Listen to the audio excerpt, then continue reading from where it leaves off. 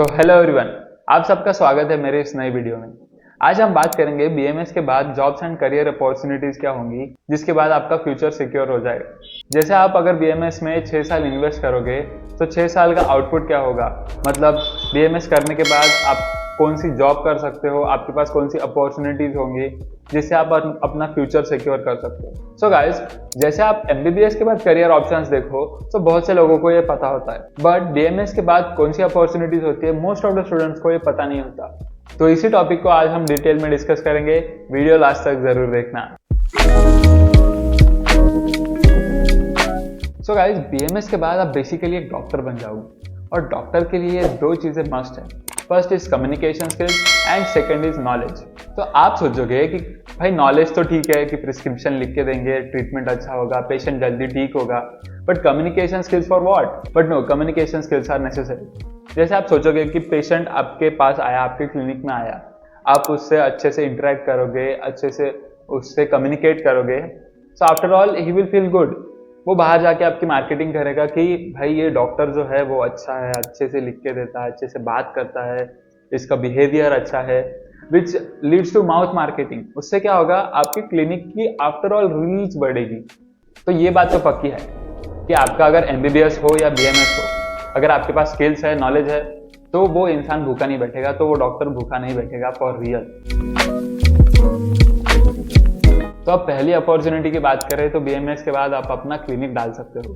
Clinic डालने के लिए बेसिक रिक्वायरमेंट इज आपकी बीएमएस कंप्लीट होना चाहिए। आपको एमडी या एमएस करने की कोई जरूरत नहीं, पर अगर आपके पास स्पेशलिटी है तो आपकी अर्निंग ज्यादा होगी for sure. So guys, gradually आपका एक्सपीरियंस बढ़ेगा, आपका रीच बढ़ेगा अपने होम टाउन में या जहां भी आपने अपना क्लिनिक सेटअप किया है, तो इवेंचुअली आपकी अर्निंग्स बढ़ेगी।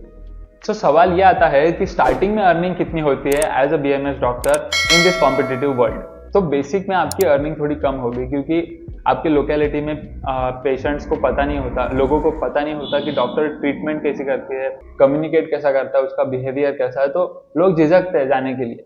पर जैसे जैसे आपका एक्सपीरियंस बढ़ेगा, लोग आना शुरू हो गए, तो आपकी अर्निंग्स बढ़ेगी। तो बात ये आती है कि स्टार्टिंग में कितना अर्न करोगे। तो बेसिक में आपकी सैलरी तो कम रहेगी, जैसे जैसे आपका एक्सपीरियंस बढ़ेगा आपकी सैलरी बढ़ेगी, आपकी इनकम बढ़ेगी, पेशेंट आना शुरू होंगे, फिर आपका ग्रोथ होना स्टार्ट होगा।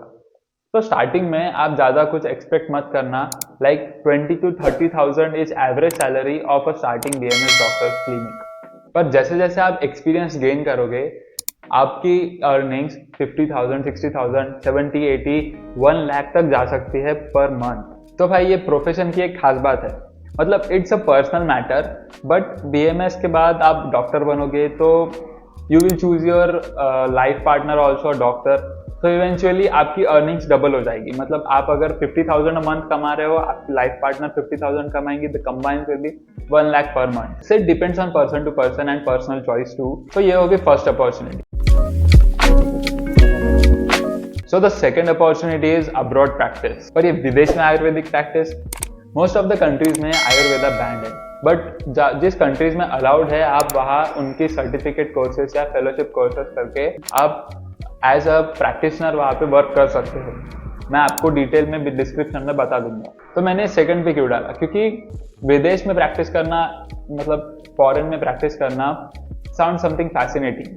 तो स्टूडेंट्स के लिए भी पता नहीं होता कि बीएमएस के बाद भी आप अब्रॉड प्रैक्टिस कर सकते हो। So guys, this was the second opportunity. The third is private job. आप बीएमएस के बाद प्राइवेट हॉस्पिटल्स जैसे max health care, Apollo etcetera etcetera, वहाँ पे भी जाके काम कर सकते हो, वहाँ पे भी आपको जॉब मिलती है। तो आप अगर मेट्रो सिटीज में जाके देखो तो मल्टी स्पेशलिटी हॉस्पिटल्स में ऐसा नहीं है कि बस एमबीबीएस डॉक्टर्स ही होते हैं, उनको बीएमएस, बीएचएमएस डॉक्टर्स भी हायर करने होते हैं, क्योंकि after all they are multi speciality hospitals. तो प्राइवेट में आपकी सैलरी वेरी करती है। अगर आप प्लेन बीएमएस हो तो आपको 20 to 30 to 40,000 तक मैक्सिमम सैलरी मिलेगी। पर अगर आपके पास एमडी है या आपके पास एक्सपीरियंस बहुत अच्छा है और आपने वहाँ काम बहुत अच्छा कर लिया है, तो आपकी सैलरी 70,000, 80,000 तक भी जा सकती है। सो द थर्ड अपॉर्चुनिटी इज सबसे बेस्ट गवर्नमेंट जॉब। सबसे बेस्ट क्यों? क्योंकि इसके बहुत फायदे हैं। जॉब सिक्योरिटी, अच्छी अर्निंग, ज्यादा झंझट नहीं होती, और गवर्नमेंट जॉब परमानेंट तो होती है after all. So the one and only stream for medical officer is Ayurvedic medical officer. मैंने इस पे डिटेल वीडियो बना दी है, आप जाके वहाँ पे चेकआउट कर सकते हो, डिस्क्रिप्शन में लिंक दे दूंगा। तो अगर आप मेडिकल ऑफिसर बन गए तो आपके पास हाई सिक्योर्ड परमानेंट जॉब होगी ही, और ऊपर से समाज में इज्जत बढ़ेगी वो अलग। So the third is medical officer, that is government job. So guys, अपन ने अब तक 4 डिस्कस कर लिए हैं, that is first is clinical practice, second is abroad, third is private job and fourth is government job. So the next opportunity is teaching, जिसमें मुझे बहुत इंटरेस्ट है। मतलब आप BMS के बाद MD करना होगा, जिसके बाद आप एज अ लेक्चरर या प्रोफेसर अपॉइंट हो सकते हो, which can be either government और प्राइवेट कॉलेज। जैसे गवर्नमेंट कॉलेजेस में आप वेरियस सब्जेक्ट, जैसे आपका MD अगर आपने शल्य में किया है तो आप अपनी क्लिनिक प्रैक्टिस भी कर सकते हो as a surgeon, and you will be also a lecturer in a government और private college as your own choice, जिसमें आप अपनी टीचिंग भी कर सकते हो। मतलब अर्निंग्स और इनकम आपकी डबल हो जाएगी। तो जैसे अगर आप गवर्नमेंट कॉलेज में एज अ लेक्चरर ज्वाइन करते हो तो मिनिमम सैलरी आपको 1 लाख और मैक्सिमम सैलरी 2 to 3 लाख तक आपको मिल सकती है अगर आप ग्रेजुअली प्रोफेसर बनते हो। और प्राइवेट कॉलेजेस में एज अ लेक्चरर आपकी सैलरी थोड़ी कम होगी as compare to government college. So teaching is my personal favourite because just imagine आपको क्लिनिकल ब्रांच नहीं मिली, आपको मिलती है क्रिया शरीर यानी कि फिजियोलॉजी।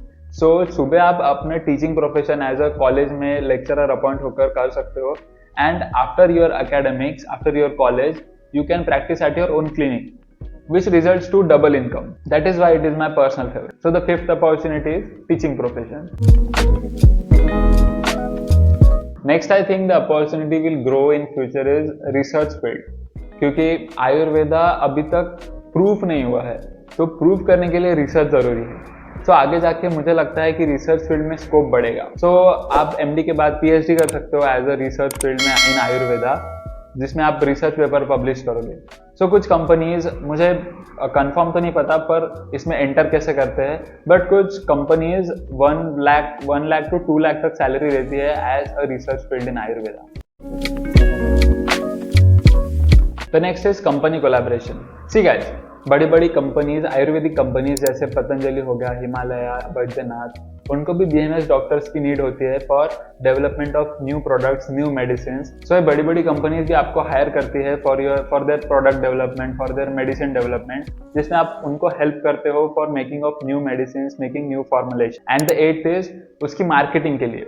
मतलब अगर उन्होंने कौन सा प्रोडक्ट बना लिया तो आपके क्लिनिक में, या आप खुद, अगर मैं क्रिएटर हूँ, I am a YouTube creator, so वो मुझे अपना प्रोडक्ट देंगे मार्केटिंग के लिए। So the 8th opportunity is marketing. So ऐसे बहुत सारे अपॉर्चुनिटीज है BMS के बाद अर्निंग करने के लिए। लाइक आप बिजनेस भी कर सकते हो, मैंने बिजनेस के लिए भी अलग वीडियो बनाई है। आप सर्जन बन सकते हो, गायनेकोलॉजिस्ट बन सकते हो, पीडियाट्रिस्ट बन सकते हो। There are many opportunities after BMS। तो ऐसा नहीं है कि ये 8 ही अपॉर्चुनिटीज है, आप अपनी अपॉर्चुनिटीज खुद क्रिएट भी कर सकते हो। जैसा मतलब go with the flow. BMS complete हो गया, पढ़ाई चालू रखो, MD करो, कुछ भी करो, क्लिनिक डालो, पर पढ़ाई मत रुकने देना। क्योंकि जैसे जैसे आप अपना एक्सपीरियंस गेन करोगे, आपका नॉलेज गेन करोगे, आपकी अर्निंग्स ग्रेजुअली बढ़ेगी फॉर श्योर। और कौन सा भी BMS डॉक्टर भूखा नहीं बैठेगा, ये तो मेरी गारंटी है। So guys, this was all about my video. अगर वीडियो अच्छी लगी तो लाइक कर दो, चैनल को सब्सक्राइब करो, बेल आइकन को ऑल नोटिफिकेशन पे कर दो। This is Shivam Thengne, signing off. नमस्कार।